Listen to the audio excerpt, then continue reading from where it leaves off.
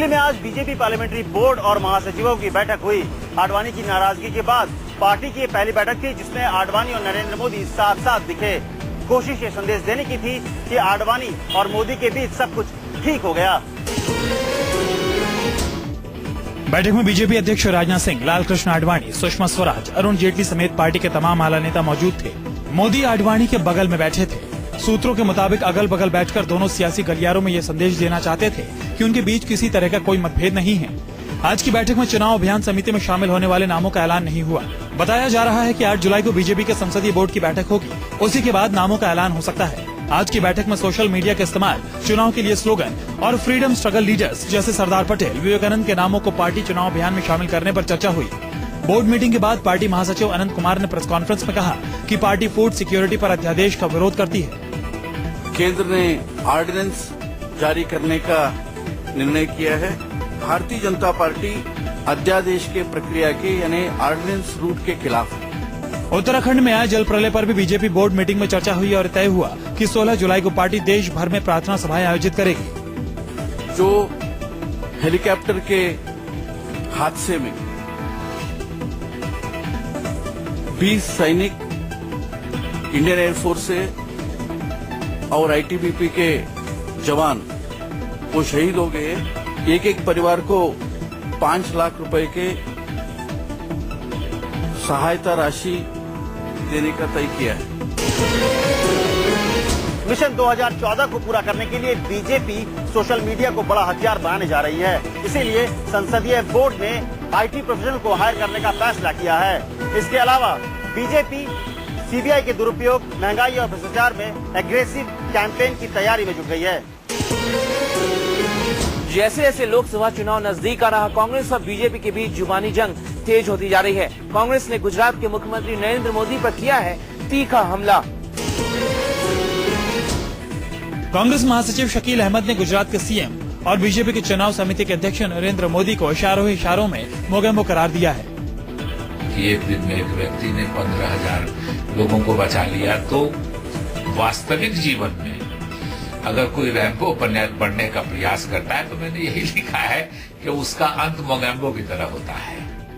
गौरतलब है कि Mogambo Hindi film mister India में खलनायक का किरदार है। कांग्रेस के इस हमले पर बीजेपी उपाध्यक्ष मुख्तार अब्बास नकवी ने पलटवार किया है। कांग्रेस पार्टी के नेता और उनके मंत्रियों का कुनबा सुबह उठ करके एक ही काम पहला करता है कि नरेंद्र मोदी का जाप करता है। के बारे में कुछ अपशब्द कहता है, तब उसका जो है वो हाजमा ठीक होता है। कांग्रेस नेता सत्यव्रत चतुर्वेदी ने मोदी की तुलना रावण से कर डाली थी, तो गुरदास कामत ने मोदी को हैवान तक करार दिया था। विपक्ष के विरोध के बावजूद फूड सिक्योरिटी बिल पर अध्यादेश लाने के सरकार के फैसले पर सियासत तेज हो गई है। बीजेपी सहित तमाम विरोधी पार्टियों ने सरकार की मंशा पर सवाल उठाए हैं। बीजेपी नेता सुषमा स्वराज ने ट्वीट करके फूड सिक्योरिटी पर अध्यादेश पर सवाल उठाए हैं। सुषमा ने लिखा कि मानसून सत्र जुलाई में ही है और सत्र से पहले ही फूड सिक्योरिटी पर अध्यादेश लाकर क्या सरकार संसद का अपमान कर रही है। सुषमा ने आगे लिखा कि क्या सरकार समय से पहले लोकसभा चुनाव की तैयारी कर रही है। हालांकि सूचना प्रसारण मंत्री ने सुषमा स्वराज के बयान को खारिज कर दिया। संसदीय परंपराएं और संसदीय मर्यादाओं की बात वो राजनीतिक दल कर रहे हैं जिन्होंने डिसरप्शनाइटिस में एक पूरी पीएचडी ले ली है पिछले 5 साल में। बीजेपी समेत तमाम विरोधी पार्टियों ने भी सरकार के फैसले पर सवाल उठाए हैं। संसद में क्यों नहीं चर्चा हुई? ये अलग से आप बना रहे हैं कैबिनेट में।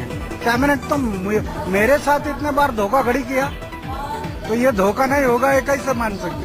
वोट बैंक की होती है, उसमें क्या बुरा बात है?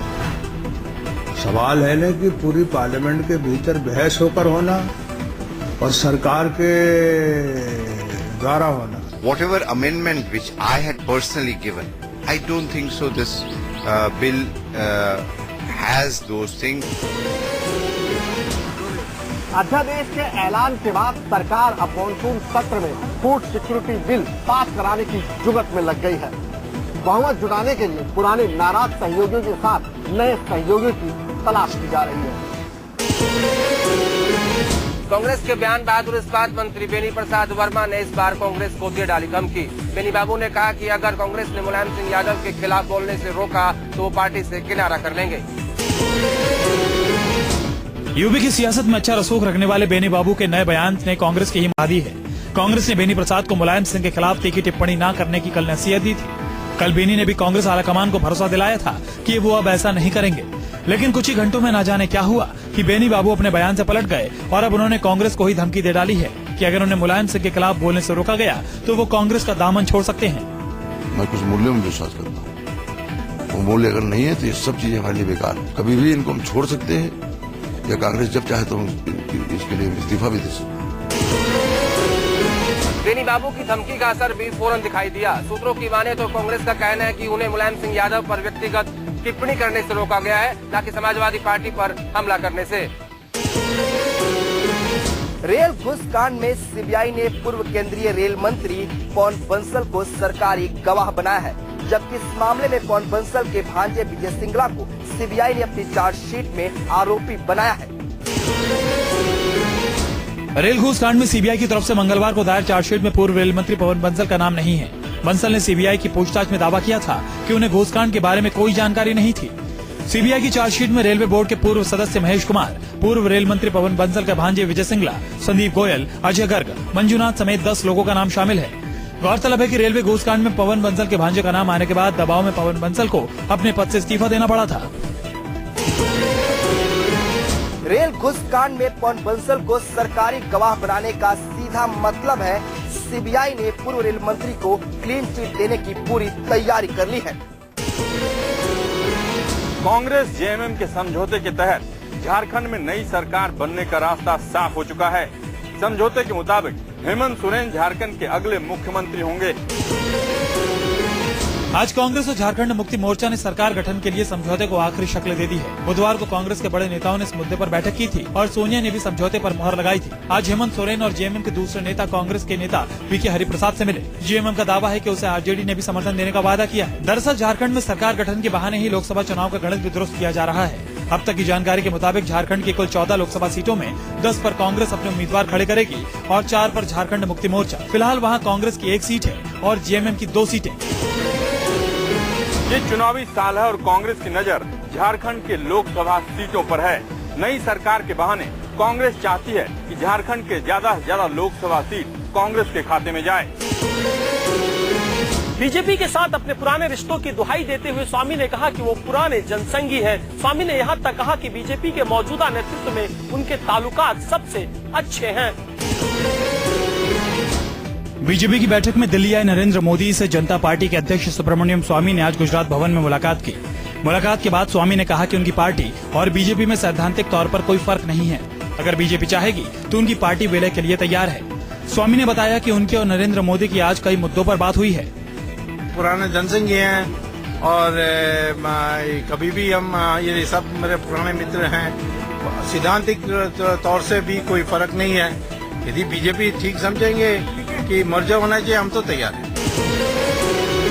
जनता पार्टी के अध्यक्ष सुब्रमण्यम स्वामी ने आज दिल्ली में गुजरात के मुख्यमंत्री नरेंद्र मोदी से मुलाकात की। मुलाकात के बाद स्वामी ने कहा कि उनकी पार्टी बीजेपी में विलय को तैयार है। पहाड़ों में भारी बारिश और तबाही के बाद सब्जियों की कीमतों में आग सी लग गई है। पूरे देश भर में सब्जियों की कीमतों में 20 से 30% का उछाल आया है। उत्तराखंड में सैलाब और देश के कई हिस्सों में बाढ़ की वजह से सब्जियों के दाम आसमान छू रहे हैं। फसलों की बर्बादी से बाजार में मौसमी सब्जियों के साथ साथ एवरग्रीन आलू टमाटर जैसी तरकारियों के दाम भी बजट को बर्बाद कर रहे हैं। टमाटर के दाम 20 रुपए प्रति किलो से बढ़कर 100 रुपए प्रति किलो तक पहुंच चुके हैं। आलू के दाम में 14 रुपए की बढ़ोतरी हुई है। आलू की कीमत अब से 1 हफ्ते पहले 16 रुपए किलो थी, लेकिन अब इसकी कीमत 25 से 30 रुपए प्रति किलो तक जा पहुंची है। कुछ यही हाल प्याज का भी है, जिसके दाम में 10 रुपए प्रति किलो की बढ़ोतरी हुई है। प्याज की कीमत 30 से 40 रुपए प्रति किलो पहुंच चुकी है। सबसे बुरा हाल तो सब्जियों के राजा कहे जाने वाले बैंगन का है। बैंगन की कीमतें पिछले हफ्ते ही 40 रुपए प्रति किलो थी। इस हफ्ते इसके दाम 60 से 70 रुपए प्रति किलो तक जा पहुंचे हैं। दोनों टाइम खाना ठीक से नहीं खा पा रहे हैं। लास्ट में तो इतना खराब जाता है हम लोग का कि क्या खाए क्या न खाए। बहुत सोचना पड़ता है। 200 ग्राम लेने से मैंने बोला अच्छा 100 ग्राम ले लेंगे और पानी डाल के बना लेंगे। तो बजट तो लाजमी है बिगड़ना है हम लोग। मौसम विभाग के मुताबिक पहाड़ों में अभी भी बारिश जारी है और मैदानी इलाकों में अभी भी मानसून पहुंचा नहीं है। ऐसे में आने वाले समय में सब्जियों के दामों में और भी इजाफा होगा। हैदराबाद में फिल्म स्पेशल 26 की तर्ज पर हुई है एक बड़ी चोरी। कुछ लोग अपने आप को इनकम टैक्स का अधिकारी बताते हुए एक घर में घुस आए। और अपने साथ गहने और नकदी लेकर रफू चक्कर हो गए। राजेंद्र नगर के पांडुरंग नगर में बसंती अपने 2 बेटों के साथ रहती है। दोनों बेटे फाइनेंस का काम करते हैं। बसंती के मुताबिक 4 लोग अपने आप को इनकम टैक्स का अधिकारी बताते हुए जबरन उनके घर में घुस गए। सूट बूट में आए इन चारों लोगों ने फर्जी आई कार्ड दिखाकर घर के सभी कोनों और अलमारों को खंगालना शुरू कर दिया। उन्होंने परिवार के लोगों के सभी मोबाइल फोन छीन लिए और लैंडलाइन 4 का तार भी काट दिया। फर्जी अधिकारी अलमारी में रखे 20 तोले सोने के आभूषण और 1 लाख रुपए नकद ये कहते हुए अपने साथ ले गए कि इनकी खरीद का सबूत देकर इन्हें राजेंद्र नगर पुलिस स्टेशन से छुड़ा लेना। फिल्म स्पेशल 26 की तरह लूटे का सामान की लिस्ट पर साइन कराने भी आरोपी नहीं भूले। परिवार के लोग जब राजेंद्र नगर पुलिस स्टेशन में पूरी कार्रवाई के बारे में पता करने गए तो उनके पैरों के नीचे से जमीन खिसक गई। इनकम टैक्स के आदमी आ गए, सेल्टस इनकम टैक्स सब गया साहब। 2 लाख रुपए थे नगद अलमारी में और बहुत थे ऐसा चिल्लर सब डाल लिया। बैग सोना था पूरा अलमारी के अंदर पूरा डाल लिया। पुलिस घर में मिले फिंगरप्रिंट और दूसरे सबूतों के आधार पर मामले की जांच में जुट गई है। पुलिस का मानना है कि ठग कोई परिवार का जानने वाला ही हो सकता है। राजधानी में आम महिलाओं के साथ साथ महिला पुलिसकर्मी भी नहीं है सुरक्षित। दिल्ली के संगम विहार इलाके में ड्यूटी करके घर लौट रही एक महिला सब इंस्पेक्टर से बदमाशों ने की छेड़खानी। जब सब इंस्पेक्टर ने विरोध किया तो उसकी जमकर कर दी गई पिटाई। साउथ दिल्ली पुलिस में तैनात एक महिला एसआई अपनी ड्यूटी खत्म कर संगम विहार अपने घर लौट रही थी कि तभी 2 बाइक सवार बदमाशों ने महिला एसआई से छेड़खानी करना शुरू कर दिया। महिला एसआई ने मंचलों की बदतमीजी का विरोध कर ही रही थी कि तभी बाइक सवार बदमाशों के 4 और साथी मौके पर पहुंच गए। इसके बाद तो बदमाशों की उस जमात ने न सिर्फ महिला एसआई का मोबाइल तोड़ा, उनके साथ मनमानी तरीके से छेड़खानी की और बुरी तरह से महिला एसआई को मारा पीटा भी। महिला एसआई को जख्मी कर सभी बदमाश मौके से फरार हो गए। वहीं जख्मी हालत में महिला एसआई को दिल्ली के बत्रा हॉस्पिटल में भर्ती कराया गया। महिला सब इंस्पेक्टर ने इस मामले में संगम विहार इलाके के 6 बदमाशों के नाम पुलिस को बताए थे। दिल्ली पुलिस ने इनमें से 3 बदमाशों को गिरफ्तार कर लिया है और 3 की तलाश की जा रही है। दिल्ली के डीटीसी हेडक्वार्टर में आज अचानक हुई फायरिंग से सनसनी फैल गई। गोली चलाने वाला शख्स पुलिस के पहुंचने से पहले ही मौका वारदात से फरार हो गया। दिल्ली के आईटीओ पर डीटीसी हेडक्वार्टर में आज दोपहर करीब 12 बजे हुई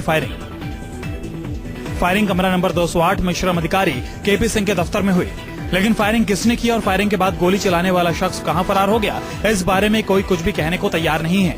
वहीं शुरुआती तफ्तीश के बाद पुलिस इस फायरिंग के पीछे किसी डीटीसी कर्मचारी का ही हाथ होने का शक जता रही है। गनीमत ये रही कि गोली किसी को भी न लगकर कमरा नंबर 208 में रखी अलमारी में जा लगी। घटना के बाद पुलिस की टीम मौके पर पहुंची। किसी को कोई इंजरी वगैरह नहीं हुई है, लेकिन इसके अंदर कुछ चीजें भी फैक्ट पता चले वो हम वेरीफाई कर रहे हैं। किसी को टारगेट नहीं हो रहा। कौन लोग किसी को डराने के लिए फायरिंग की गई है? There is some input we have got about some employee who is working here. We are still verifying. Delhi police मुख्यालय के नजदीक डीटीसी हेडक्वार्टर की सुरक्षा को लेकर अब कई सवाल खड़े हो रहे हैं। सवाल ये कि कैसे कोई कर्मचारी हथियार लेकर हेडक्वार्टर के अंदर पहुंचा और फायरिंग की। मशहूर रैप सिंगर हनी सिंह को आज पंजाब हाईकोर्ट से मिली बड़ी राहत। कोर्ट ने हनी सिंह के खिलाफ दायर याचिका को खारिज कर दिया। हनी सिंह के खिलाफ एक एनजीओ ने अश्लील गाना गाने का आरोप लगाते हुए कोर्ट में याचिका दायर की थी। पंजाब और हरियाणा हाई कोर्ट ने आज उस याचिका को खारिज कर दिया। दरअसल एनजीओ ने अपनी याचिका में कहा था कि हनी सिंह ने एक अश्लील गाना गाकर यूट्यूब पर अपलोड किया है और वो गाना महिलाओं के सम्मान के खिलाफ है। इसके बाद आज हनी सिंह ने कोर्ट में दायर अपने एफिडेविट में कहा कि ये गाना उन्होंने नहीं बल्कि किसी और ने गाया था और यूट्यूब पर किसी दूसरे हनी सिंह ने ये गाना अपलोड किया था। इस गाने से उनका कोई लेना देना नहीं है।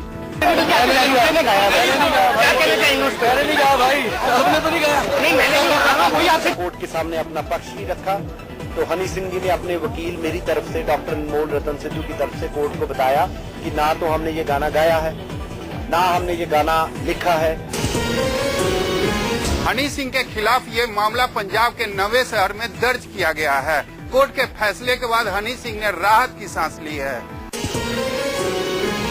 आने वाले 24 घंटे उत्तराखंड के लिए फिर से बन सकते हैं मुसीबत। मौसम विभाग ने पहाड़ी इलाकों में एक बार फिर दी है भारी बारिश की चेतावनी। उत्तराखंड में मौसम बिगड़ने की चेतावनी के साथ ही विभाग को आशंका है कि बारिश 16 जून जितनी खतरनाक हो सकती है, जिसने पहाड़ी राज्य के कई हिस्सों को तबाह कर दिया था। मौसम विभाग के मुताबिक 4 से 7 जुलाई के बीच उत्तराखंड के कई हिस्सों में 70 से 130 मिलीमीटर बारिश हो सकती है। 16 और 17 जून को बादल फटने की वजह से 300 मिलीमीटर से ज्यादा बारिश हुई थी। अगर फिर से 2 दिनों तक इतनी बारिश हुई तो वहाँ चल रहे राहत और बचाव कार्य चरमरा सकते हैं। हालांकि मौसम विभाग ने इस बार 4 धाम में कम बारिश होने की संभावना जताई है, लेकिन बादल फटने की आशंका से इनकार नहीं किया है। मौसम विभाग के अलर्ट की अनदेखी कर उत्तराखंड सरकार पहले हजारों जानों के साथ खिलवाड़ कर चुकी है। ऐसे में इस बार प्रशासन ने कुदरत की मार से बचने के लिए अलर्ट जारी कर दिया है। मौसम विभाग ने पहाड़ी इलाकों में चट्टान खिसकने का खतरा भी बताया है। ऐसे में मौसम विभाग ने लोगों को चेतावनी दी है कि वो 5 और 6 जुलाई को सावधानी बरतें। मिस्र में हुए राजनीतिक तख्तापलट के बाद राष्ट्रपति मोहम्मद मुर्सी को नजरबंद कर दिया गया। मिस्र की सत्ता फिलहाल चीफ जस्टिस के हाथों में है।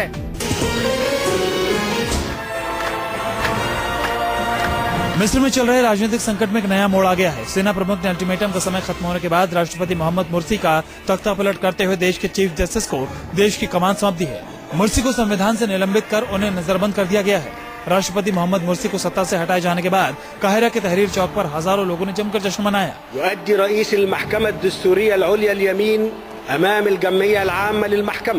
सेना के ऐलान के बाद लोग खुशी से झूम उठे।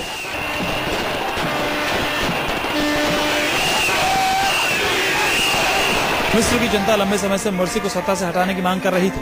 विपक्षी पार्टी के नेता अल बदरई ने मुर्सी की सत्ता से बेदखल होने के बाद कहा कि ये मिस्र के लिए एक नई शुरुआत है। यहाँ की जनता को एक नए मिस्र की उम्मीद है। इस सत्ता परिवर्तन से एक नए मिस्र का उदय होगा। राष्ट्रपति मुर्सी के विरोधियों का कहना है कि मुस्लिम ब्रदरहुड पार्टी देश पर इस्लामी एजेंडा थोप रही है। ऐसे हालात में उन्हें सत्ता में रहने का कोई अधिकार नहीं है। मुंबई से सटे ठाणे के भिवंडी में आज एक निर्माणाधीन इमारत भरभरा कर गिर गई। इस हादसे में एक शख्स की मौत हो गई, जबकि 15 लोग बुरी तरह से जख्मी हो गए। भिवंडी के कल्हेर गांव में आज सुबह निर्माणाधीन फैक्ट्री की 2 मंजिला इमारत गिर गई। हादसे में एक मजदूर की मौके पर मलबे में दबने से मौत हो गई, जबकि 15 पूरी तरह से जख्मी हो गए। बिग गारमेंट्स नाम की फैक्ट्री जिस अरिहंत कंपाउंड में स्थित है, उसमें बहुत से गोदाम बने हुए हैं। पुलिस के मुताबिक जिस समय इमारत गिरी उस समय वहाँ करीब 40 लोग मौजूद थे। मलबे में फंसे लोगों को फौरन निकाला गया और उन्हें पास के अस्पताल में भर्ती कराया गया। मुंबई में हो रही लगातार बारिश की वजह से राहत और बचाव काम में लोगों को काफी मशक्कत करनी पड़ी। बचाव और राहत कार्य के लिए करीब 12 दमकल गाड़ियाँ और सिविल डिफेंस होमगार्ड जवानों और NDRF की टीम को भी मौके पर बुलाया गया। जो नेशनल डिजास्टर रेस्क्यू की टीम आई है, 80 लोग उनके आए हैं, उनका और फायर फाइटर का दोनों का कोऑर्डिनेशन करके वो काम कर रहा है। ठाणे में ये कोई पहला मामला नहीं है जब कोई निर्माणाधीन इमारत गिरी हो। सरकार हर बार कड़ी कार्रवाई का भरोसा देती है, लेकिन नतीजा वही ढाक के 3 पार। रूस के एक अस्पताल की CCTV में कैद हुई एक डॉक्टर की हैवानियत। भगवान का दर्जा पाने वाले डॉक्टर ने मरीज को पीट पीट कर उसकी जान ले ली। एक अनुभवी डॉक्टर ने ICU में लेटे एक दिल के मरीज पर बर्बरता से हमला बोल दिया। डॉक्टर की एक करतूत कैमरे में कैद हो गई। मामला रूस का है। तस्वीर में साफ तौर पर दिख रहा है कि डॉक्टर और बेड से बंधे हुए मरीज के बीच बहस हो रही है। इसके बाद डॉक्टर पहले मरीज के सिर और फिर उसके दिल के पास घूंसा जड़ देता है। दरअसल मरीज को हार्ट ऑपरेशन के बाद ICU में रखा गया था। शरीर की हलचल को रोकने के लिए मरीज के हाथ पैर बेड से बंधे थे। आरोपी डॉक्टर एंड्री वोत्याकोव ने 24 घंटे की थकाऊ शिफ्ट को इस घटना के लिए जिम्मेदार ठहराया है। डॉक्टर के मुताबिक जटिल ऑपरेशन के बाद भी मरीज ने इसका शुक्रिया तक अदा नहीं किया, बल्कि उल्टा उसने डॉक्टर को अपमानजनक नामों से पुकारा, जिससे डॉक्टर का पारा चढ़ गया और उसने मरीज को पीट दिया। डॉक्टर ने अपनी करतूत के लिए मरीज के परिजनों से माफी मांगी है, लेकिन पुलिस ने इस डॉक्टर को गिरफ्तार कर जेल भेज दिया है। उत्तर प्रदेश के आजमगढ़ में BSP नेता नसीमुद्दीन सिद्दीकी की सभा में हुआ जबरदस्त हंगामा। सभा में जमकर चली चप्पलें और फेंके गए अंडे।